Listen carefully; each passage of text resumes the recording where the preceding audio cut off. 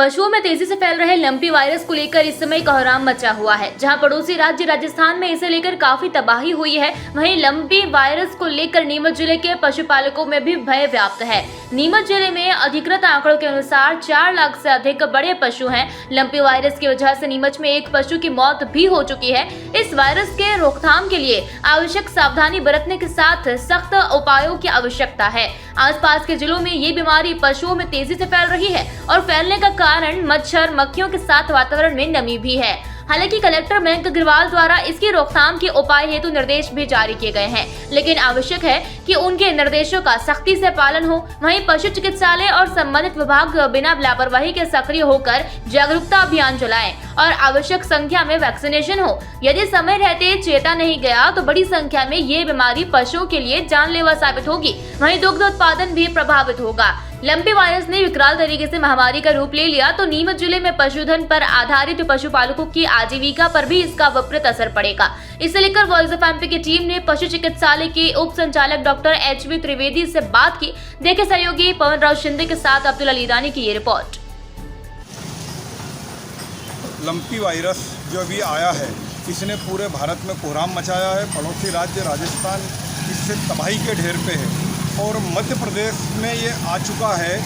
नीमच के भोलियावास में एक धाकड़ परिवार के घर पे भी लंपी वायरस से 3 पशु बीमार थे। वो अभी 2-3 दिन पहले ही हमारे संपर्क में आए थे और उनकी एक गाय ने दम तोड़ दिया। उसको यहाँ के जो चीर-फाड़ करने वाले लोग हैं वो लेके चले गए, जबकि केंद्रीय सरकार का एक सख्त आदेश है कि ये वायरस जानलेवा है और छुआछूत वाला है। इसको नीमच प्रशासन कहें या इसको मध्य प्रदेश या पशु चिकित्सालय की लापरवाही कहूँ, नीमच में इसको लेके लोग कुंभकर्ण की नींद में सोया हुआ है वर्तमान प्रशासक। उस जानवर को 20 फीट नीचे गाड़ने का निर्देश केंद्र शासन ने दिया हुआ है, लेकिन नीमच में इस प्रकार की कोई व्यवस्था नहीं है। पशु चिकित्सक, नगर पालिका या जो भी संबंधित लोग हैं वो सोए हुए हैं और कोई एक गंभीर हादसे की तलाश में है नीमच जिले में।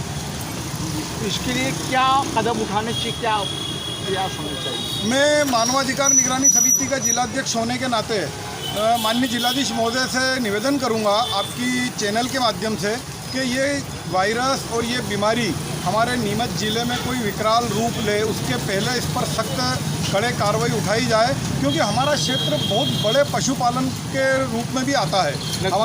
हमारे जिले में 16 गौशालाएँ हैं और कई लोगों की आजीविकाएं पशुधन के दूध के माध्यम से चलती है और लाखों में पशुधन हमारे नीमच जिले में है। लेकिन प्रशासन को कुंभकर्ण की नींद में सोया हुआ है, ये बड़ा आश्चर्य का विषय है। सर, हमारे नीमच जिले में लंपी स्किन डिजीज जो वायरस फैला हुआ है, इस बारे में जो है हमारा पशु चिकित्सा विभाग लगातार सतत हम प्रयास कर रहे हैं कि उसको रोकथाम की जाए। सबसे पहला प्रश्न तो ये है कि हमारे यहाँ जो वायरस ये फैल रहा है, अन्य जिलों की तुलनात्मक हमारे यहाँ रिकवरी रेट बहुत अच्छा है। हमारे 62 ग्राम जो है इससे प्रभावित हुए हैं, उसमें मनासा, नीमच, जावा तीनों विकासखंड थे। इन तीनों में लगभग 62 हमारे विलेजेस प्रभावित हुए हैं और लगभग पशु 135 हैं जिनमें मतलब ये बीमारी अभी देखी गई है। इसमें क्या होता है, शुरुआत में जो है एक पैर में थोड़ा सा लंगड़ापन आता है, फिर न्यूमोनिया होता है, फिर शरीर पे चकत्ते आ जाते हैं। और ये चूँकि वायरस है, ये वायरस का इसको जो फैलाने का जो काम है ये मक्खी मच्छर के कारण फैल रहा है। इसमें इम्पोर्टेंट बात यह है कि हमारे 135 जो पशु अभी प्रभावित हुए हैं उनमें से 103 तो रिकवरी हो गए। मृत्यु केवल एक पशु की हुई है और वो भी इसलिए हुई है कि वो जो है समय पे मतलब उसका उपचार जो है करने के बावजूद भी ज़्यादा फैल गया। तो अदरवाइज़ क्या है कि ये जो पूरी बीमारी है ये क्यूरेबल है, कवर करने योग्य है। हम इसको जो है ट्रीटमेंट करते हैं तो तुरंत उसका लाभ मिल जाता है, क्योंकि क्या है कि वो निमोनिया होने के कारण बैक्टीरियल इन्फेक्शन हो जाता है बाद में, तो रिकवर भी हो जाता है। अब रहा सवाल वैक्सीन का, तो टीकाकरण हमारे यहाँ जो है वो हम जो टीका जब हमने मंगाया है गोट पाक वैक्सीन के नाम से आता है और इसका जो है करीब हमने शुरू में 16,500 डोज मंगवाए थे, जिसमें से 13,600 डोज लग चुके हैं। अभी बाकी लग रहा है, बाकी 2-3 दिन में हम लगाए जाएंगे। हमने अभी क्या किया है कि 10,000 डोज और अभी मांग करी है। ये तो हमारे निजी मतलब प्रयास से और हमारे माननीय कलेक्टर महोदय द्वारा जो है पशु कल्याण समिति से स्वीकृत करके उन्होंने अरेंज करवाया है। और विभाग में जो है हमारा जो है भोपाल से हमें वैक्सीन देने के लिए अभी बहुत जल्दी अगले सप्ताह में वैक्सीन हमारे पास और आ जाएगी। इसमें जो खास जो पशुपालकों किसानों को देखने योग्य बात यह है कि हमारा जो पशु जिस बीमारी में इससे ग्रस्त हो रहा है उसको आपको अन्य पशुओं से अलग रखना है। और वो ऐसी चीज़ है कि यदि आपके पास 10 पशु है और एक पशु को हुआ या 2 को हुआ तो उनको आप ऐसी जगह बांध दीजिए जिससे उनके कांटेक्ट में से घर के आगे की तरफ वो अन्य पशु हो जाए, पीछे की तरफ भी बीमार पशु अलग हो जाए। यदि आप ऐसा करेंगे तो क्या है कि उस बीमारी में तुरंत रोकथाम हो जाएगी। और क्या सावधानी बताइए? दूसरी बात वही आगे बता रहा हूँ मैं आपको उसमें एक और इम्पॉर्टेंट बात ये है कि जिस व्यक्ति ने जैसे उसको चारा पानी दिया है वही व्यक्ति जो दूसरे को पशु को चारा पानी दे रहा है तो वो भी नहीं करे। ये तो क्या है कि उसके जूते में कुछ कीटाणु लगे हैं गोबर में, वही दूसरे पशुओं में चले जाएंगे।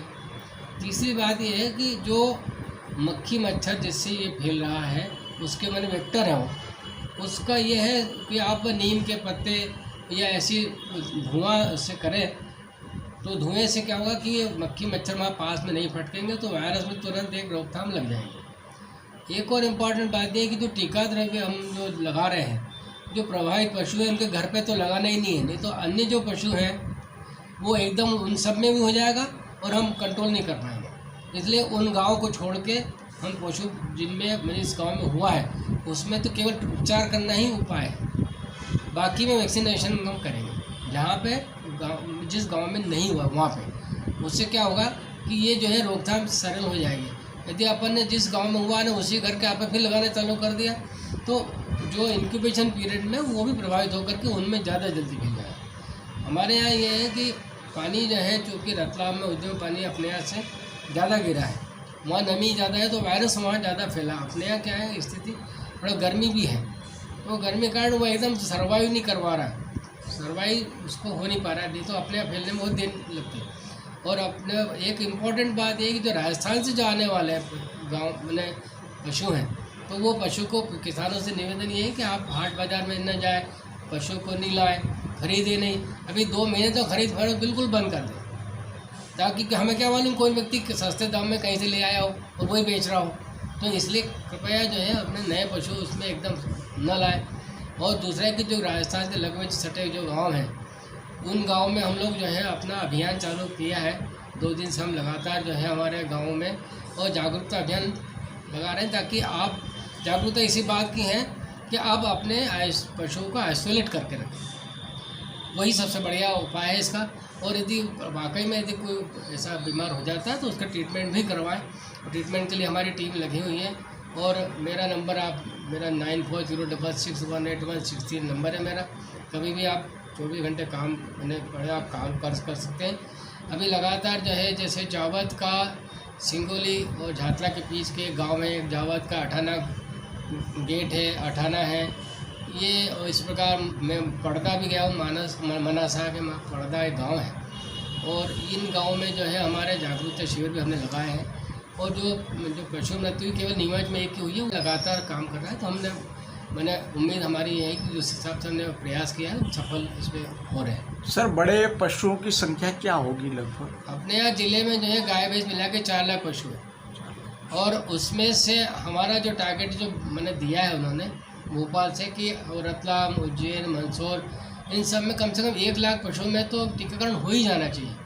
तो लगभग हम 25,000 तो हम अपने स्तर से कर रहे हैं और अब मांग करी हमने 50,000 और अभी टीका आने वाला वो हम करेंगे बराबर। सर इसका दूध पीने से किसी तरह की कोई हानि नहीं है। दूध आप वायरस है, वो वायरस जो है दूध में नहीं आता है। जैसे रेबीज़ का वायरस है वो भी दूध में नहीं आता है, दूध में केवल बैक्टीरिया आता है, वायरस नहीं आता है। इसलिए आप निसंकोच होकर, और वैसे भी आप उबाल कर तो पीते ही हैं, कच्चा पी सकते कोई दिक्कत नहीं, लेकिन बात यह है कि आप उबाल के पिए, सिंपल सा पाश्चराइज्ड मिल्क का उपयोग करें।